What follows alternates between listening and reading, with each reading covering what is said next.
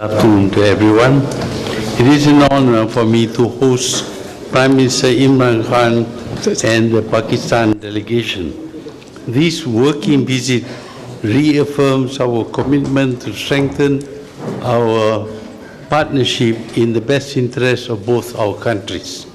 Malaysia and Pakistan have multifaceted relations. Prime Minister Imran Khan and I held substantive discussions on bilateral cooperation as well as regional and international issues.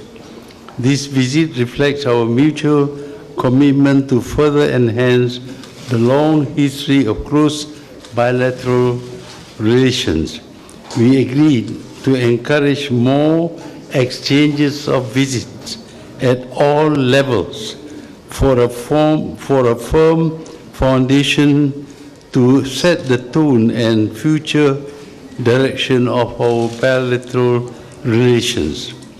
We also reaffirm our commitment to ensure stronger collaboration between our various ministries and agencies, apart from enhancing friendship and understanding between our peoples.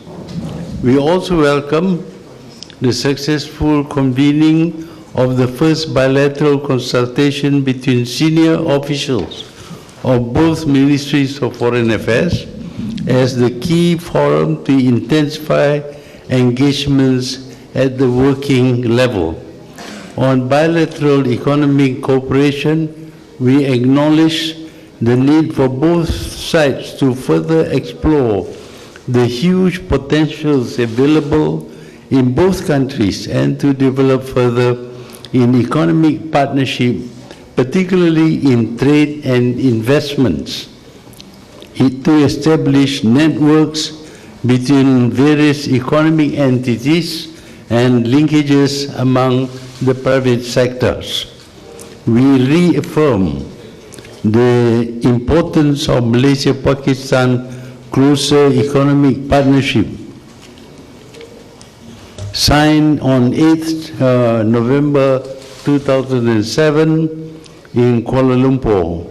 We agreed on the need for regular discussions to strengthen the trade relations by removing barriers in key areas and addressing the bilateral goods imbalance. We look forward to convene the 4th Joint Committee meeting in Islamabad. Prime Minister Imran Khan and I also discussed other areas of bilateral cooperation, including in defense and law enforcement, tourism, and education. Malaysia and Pakistan are committed to cultivating stronger ties in these areas as well. We also exchanged views on the current situation surrounding Muslim Ummah globally, including the situation in Palestine and the situation in the Rakhine state of Myanmar involving Rohingya Muslims. As two peace-loving Islamic nations, both of us agreed to increase the collaborative efforts between our two countries to uphold the true values of Islam while strengthening the solidarity of the Muslim Ummah. We are committed to collaborate more closely on issues affecting the Muslim Ummah. I shared with Prime Minister Imran Khan the outcome of the Kuala Lumpur summit in 2019. Prime Minister Imran Khan and I just witnessed the signing of the Treaty on Extradition, which will reinforce the positive momentum in the bilateral relationship by enhancing security and transnational crime cooperation between both countries. In conclusion, we have found common cause on issues that matter and those that would open the door of opportunities for our people. and we have set the stage for a new phase in the relationship, one based on greater cooperation needed to equal the challenges of our time. Rest assured, Your Excellency, that Malaysia will continue to foster and deepen relations between our two countries. Thank you. Thank you, Honorable Tun. Now it is my pleasure to invite His Excellency Imran Khan, Prime Minister of the Islamic Republic of Pakistan, to deliver his statement. Bismillahirrahmanirrahim. Mr. Prime Minister, I want to thank you for inviting me to your wonderful country. The trip is to strengthen our ties further between Pakistan and Malaysia. Traditionally, we have been very close, but the object of the visit is to even get closer. We feel that there's the future of trading ties, of investment, of cooperation between Malaysia and Pakistan is tremendous. It's because people in both countries, it's not just the governments, the people of Malaysia and Pakistan, there is a very close affinity between them.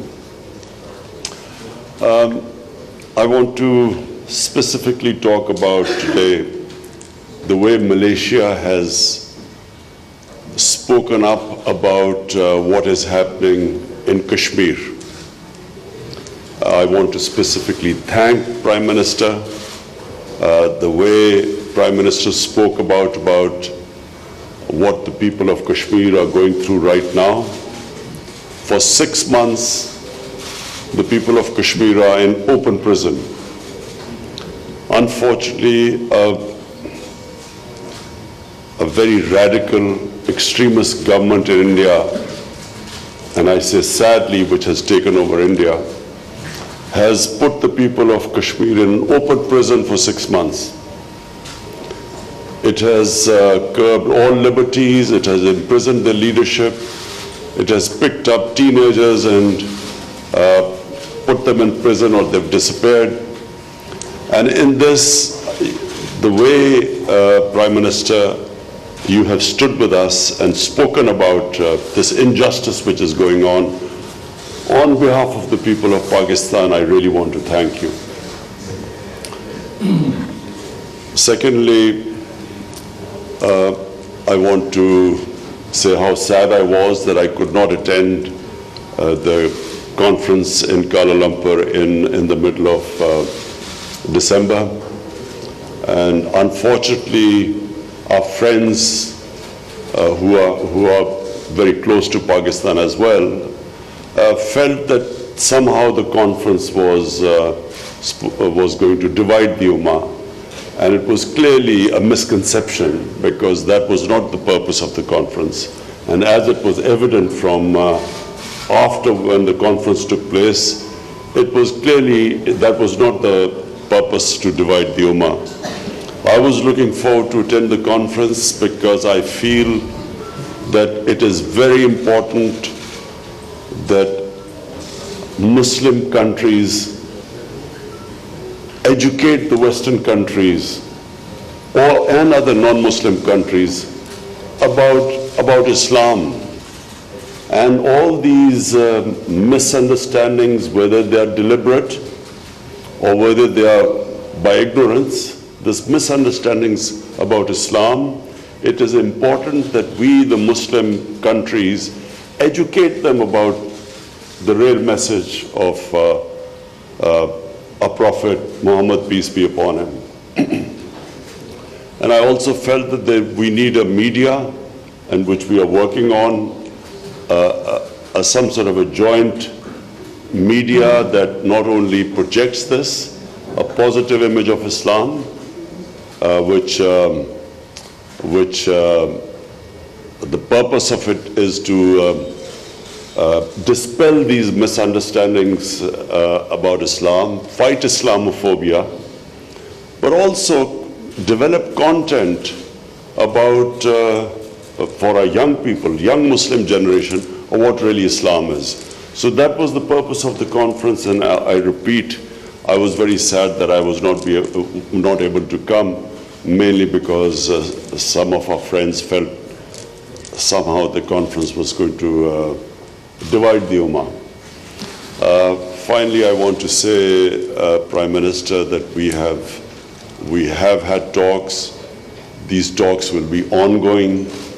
The idea is to develop a much closer relationship, as I said, of trading relationship, investment, doing joint things together, even in defense. The idea is to cement our relationship, and I hope that from now onwards we will be able to work further to enhance our cooperation. Okay. Thank you, His Excellency. Excellencies, distinguished guests, ladies and gentlemen, we will now open the floor for question and answer session.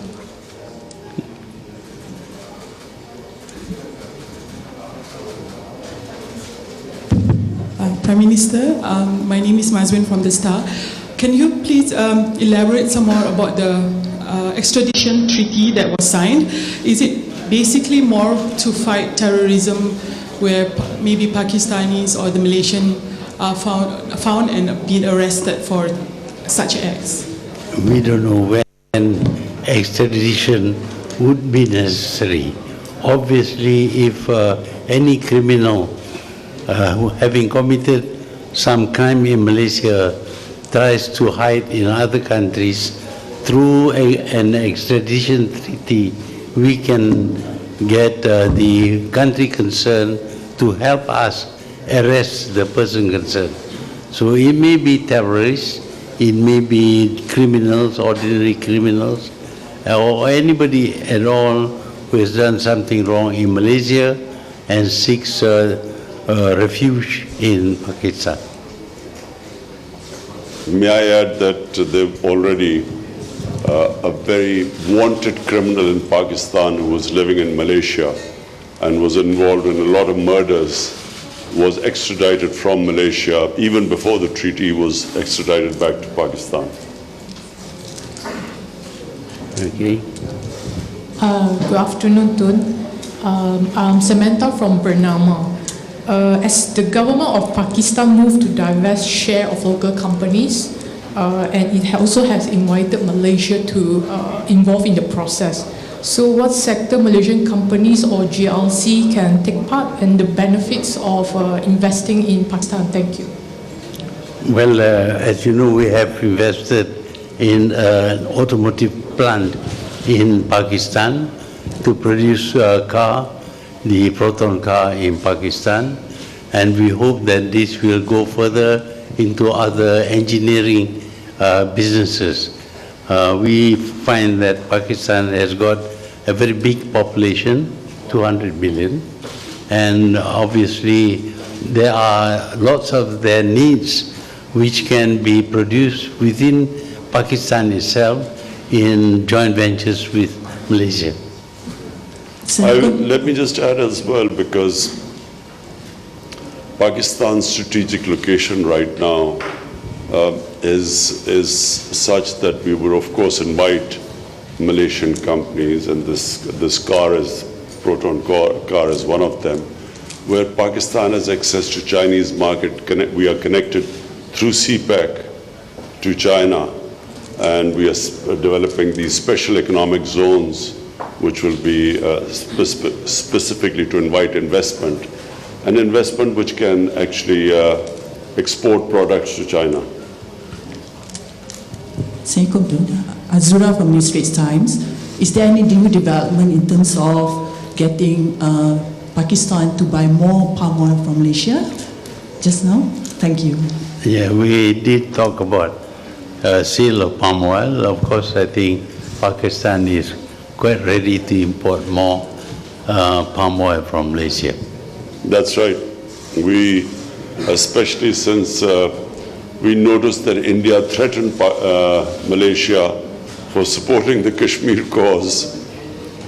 They threatened Malaysia to cut their palm oil imports, Pakistan will do its best to compensate for that. Okay. Sorry, question for His Excellency Prime Minister Imran Khan. My name is Sean from Free Malaysia Today. You mentioned earlier that you were sad that you could not attend the KL summit. Would you come again if it's held next year? Of course I would, but now it is evident that the KL summit was not to divide the Ummah. So, you know, the results of the KL summit were far from that. And if anything, it was to unite the Ummah. So, of course, I would love to come. Okay, hi, I'm Faris from RTM. Has your decision not attending the KL summit in any way affected Pakistan's relation with some other Muslim nation? And at the first place, why didn't you attend the KL summit? Sorry, I didn't understand. Okay, why didn't you attend the KL summit? And has your decision not attending the event in any way affected Pakistan's relations with some other Muslim nations? Well, I've already explained that there was a fear from some of our friends that the KL summit was going to divide the Muslim countries. That now fear no longer exists because that was not the purpose of the summit.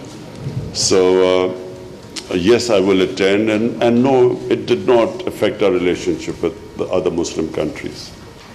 Excellencies, distinguished guests, ladies and gentlemen, that is all the time that we have for our question and answer session, and that concludes today's event. With that, thank you very much and have a pleasant day. Thank you.